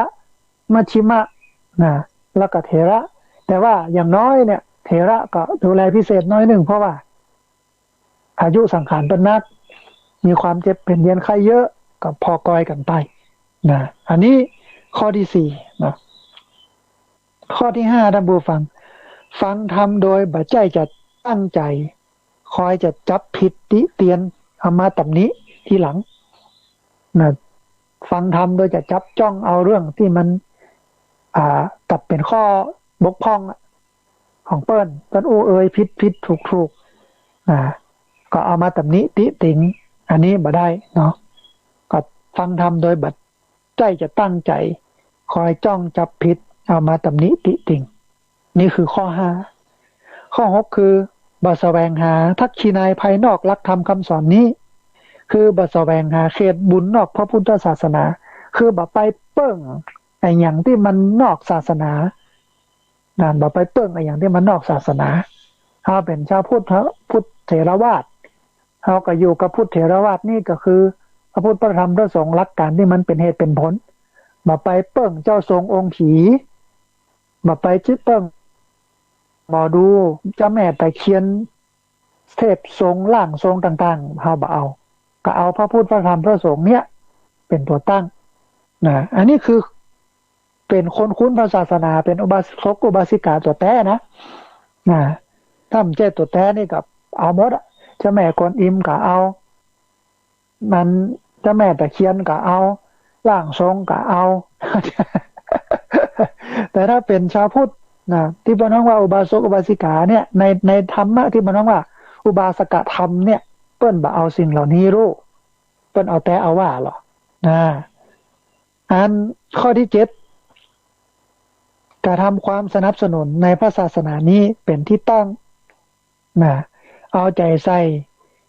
ทำนุบำรุงและก็ช่วยกิจการพระพุทธศาสนาวัดวาอารามพระสงฆ์องค์สังฆเจ้าเจ็บเป็นเย็นไข้สุขทุกข์ช่วยกันพ่อกันก้อยกันดูกันแลเอาใจใส่วัดวาพระศาสนาระน่าเป็นห่วงบัดเดี๋ยวนี้วัดก็มีพระน้อยลงมีแต่ตนเฒ่าตนแก่อยู่ตนเดียว2 ตนมันตึงมีไผมาบวช ก็ประชากรชาวพุทธ40 ล้านเนาะใน70 ล้านเนาะเอาสัก30 ล้านเป็นศาสนาอื่นนี่นะโดยเฉพาะคนที่นับถือศาสนาเดี๋ยวนี้มีนักขึ้นนะคนรุ่นใหม่เนี่ยไม่นับถือศาสนาใดเลยเนี่ยมีนักขึ้นก็น้องว่าหมู่เอทิสคือไม่นับถือศาสนาใดเลยมีนักก็มาจากไหนมาจากพุทธเนี่ยมาจากพุทธเนี่ยอันชาวพุทธมีอยู่30-40 ล้านแต่พระมีแค่250,000เวลาแล้วก็250,000เนี่ยพ่อก้อยกันบักกุ้มนะอาตมาถึงว่าบักกุ้มเพราะว่าบางวัดบางวายังตุกยังยากอยู่ยังตุกยังยากอยู่ยังเข้ากินแทบจะบ่มีก้าน้ำก้าไฟแทบจะบ่มีจ่ายยิ่งยุคนี้สมัยนี้เนาะญาติโยมเป็นลำบากกันกับโรคระบาดโควิด19เนี่ยบ่คนบ่ค่อยเข้าวัดเข้าวาคนบ่ค่อยกินค่อยตานอย่างอาตมาภาพเนี่ยระดมทุนตาสีเนี่ยตอนนี้นะกุฏิเรือนพักสามเณรเนี่ยบ่ค่อยมีคนมาทานตานกับตานนิดๆหน่อยๆ500300 200เรือแฮมประมาณสัก4-50,000นี่นะผู้ฟังเนอะอุทัศนี้ก็ท่านใดใครตานกับตานเนอะมาร่วมบุญกันตานโอกาสที่จะได้พบหน้าตากันนี่ก็เป็นเรื่องยากเป็นเรื่องยากเขาต้องรอแล้วเข้าไปใน Facebook ของอาตมาภาพพระสาธิตธีระปัญโยและใน YouTube ของอาตมาภาพพระสาธิตธีระปัญโยในเพจ Facebook ของสถาบันธรรมพิวัตรไปพอไปกอยว่ามันมีช่องทางไหนพ้องที่จะโอนทำบุญร่วมกันกินกันตามเนี่ยก็ร่วมกันเนาะท่านผู้ฟังอันนี้คืออุบาสกธรรม7 ประการทีนี้มันมีแห่งอันหนึ่งคือมันสำรวจความก้าวหน้าโดยอาศัยอารยวัตร5 ประการว่าเฮาเนี่ยเป็นคนที่ก้าวหน้าในศาสนาก่อนโดยเฉพาะในพระพุทธศาสนานี้5 ประการอันแรกคือศรัทธาเฮาเนี่ยเชื่อถูกตามหลักธรรมของพระศาสนาก่อนบ่งมงายบ่ค่อยเขมีศรัทธาของพุทธศาสนาเนี่ยถ้ามันเป็นศรัทธาที่มันถูกต้องนำไปสู่ปัญญาไม่ใช่ศรัทธาอย่างงมงายไม่ใช่ศรัทธาอย่างเลอะเทอะศรัทธานั้นต้องนำไปสู่ปัญญาเมื่อคนนั้นมีปัญญาอันนี้อย่างแรกเนาะอันที่2คือศีลประพฤติตนในเลี้ยงชีวิตเลี้ยงชีพอย่างสุจริตเป็นแบบอย่างได้มีศีลมีธรรมเป็นคนที่ถือศีลกินธรรมอยู่ในศีลกินในธรรมอันที่3คือมีสุตตะคือมีความรู้ความเข้าใจหลักพระศาสนาพอสมควรแก่การปฏิบัติแล้วก็แนะนำผู้อื่นรู้เข้าใจพอสมควรกับพระพุทธศาสนาเข้าใจในหลักธรรมคำสั่งสอนของพระพุทธศาสนาพอที่จะเอาไปบอกไปกล่าวไปแนะไปนำคนอื่นได้มันนึงคือจาคะคือการเผื่อแผ่เสียสละพร้อมที่จะช่วยเหลือผู้อื่นที่พึงช่วยเปิ้นเดือดร้อนเนี่ยอย่างนั้นสมมุติประการเดี๋ยวนี้ตนย้าย ออกจากรัศมี5 กิโล6 กิโล7 กิโลบ้านจองห้องหอก็ต้องย้ายกันออกไปอยู่ที่วัดพ่องอยู่ที่อบตพ่องอยู่ที่สถานที่ที่เปิ้นจัดให้เข้าเปิ้นมีกินก่อถ้าอยู่ใกล้เนาะท่านผู้ฟังที่อยู่ใกล้ๆนะก็เอาไปฮื้อไปพอไปกอยอย่างเงี้ยแล้วก็แถมยังคนที่เปิ้นติดโควิดพักกักตัวเก่าอย่างตัวเก่าอย่างนั้นแรงงานเนี่ยวันนี้รัฐบาลสั่งหยุดการก่อสร้างทั้งหมดทั้งปวงแรงงานต้องหยุดอยู่ในเพิงสังกะสีก็ฮ้อนขนาดท่านผู้ฟังบ่มีข้าวกินเป็นตุกเป็นยากเขาอยู่ใกล้เขาก็เอาไปเฮือไปแบ่งไปเกลือไปขูดนะนี่คือจาคะแต่มันนึงคือปัญญาท่านผู้ฟังคือหู้ทันโลกและก็ทันชีวิตทำจิตทำใจให้มันเป็นอิสระเข้าใจหลักการของเหตุของผลนะเป็นเหตุเป็นผลนะนี่คือเพิ่นฮ้องว่าหลักธรรมที่อุบาสกอุบาสิกาจะพึงปฏิบัติไม่ว่าจะเป็นเกื้อกูลพระกระทำบุญคุณพระศาสนาแล้วก็มันสำรวจค้นคว้ามันสำรวจความก้าวหน้าของตัวเองนะโดยหลักของอริยวัตร5ประการนี่คือเป็นคนที่ใกล้ชิดศาสนาเป็นคนวัดคนวาของแท้หรอกเป็นคนอยู่กับวัดกับวาเป็นคนถือศีลกินธรรมนะอยู่กับศาสนาแต่เนี่ยที่จริงถ้ามีอย่างอีนักเนี่ยมันก็จะดี มันหาว่ามีน้อยเนี่ยกะท่านผู้ฟังมันมีน้อยมันหาได้บ่นักส่วนใหญ่ก็บ่เฮอบ่อย่างนั้น